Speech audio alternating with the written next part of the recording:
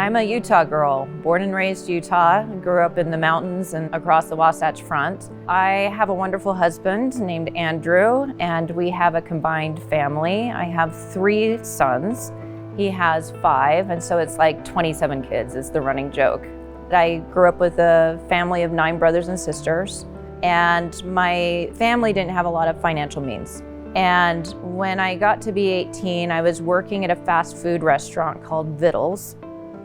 And I'm sliding around on these greasy floors and arguing with my colleagues on whose burger order is whose. And I just remember having this moment of I cannot live this life. And I knew that my path out was in education. When I started at Weber State, I went full bore. Enrolled in computer science back in 1994 and did my associates in computer science. And that was the beginning of everything I'm doing right now. I had somehow been able to look around the room when I was in my computer science classes and realize, I'm like, wow, where are all the women?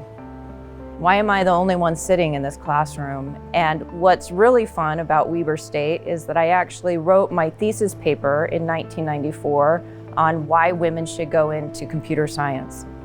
And I look back on that and realize this was always in me.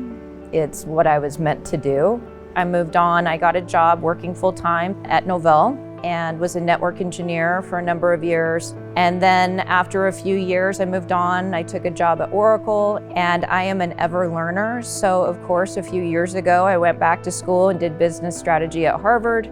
And I am currently in school at MIT. For me, getting in at Weber State was the beginning of everything.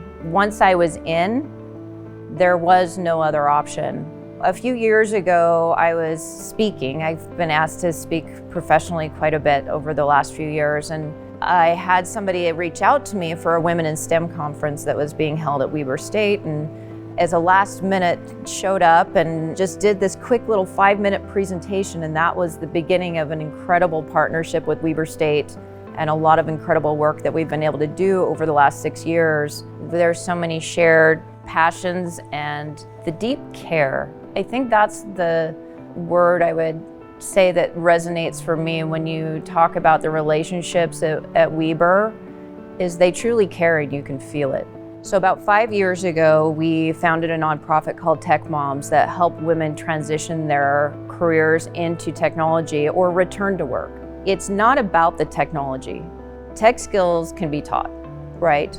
But what we're really teaching and what I learned during my time at Weber is that you can love to learn and you can learn how to learn, and that's what matters. I think that the awareness of all of the different challenges that might exist for a woman entering the field, there's a need for awareness. Nobody prepares you for sexism. Nobody says, hey, you're gonna be told, sorry, you didn't get that promotion because he needs to provide for his family. Nobody tells you that you're going to be second guessed in everything you do, or you need to be more prepared. We've now put through almost 600 women in the last few years through our programs, and we say once a tech mom, always a tech mom. And when I had this crazy idea of launching an adult return to work program, the first organization I called was Weber State. And they have been such a strong partner from all of that time of me, hey, I've got this wild idea, what do you think? And they said, yeah, let's go, and rallied behind my idea. And look at what it's become. Weber is such a community. It's such a big part of my life story and who I've become. And I think that passion for the students, the passion for seeing change, for life transformation through education, I see it lived and embodied in everybody I work with and have communicated with it at Weber State.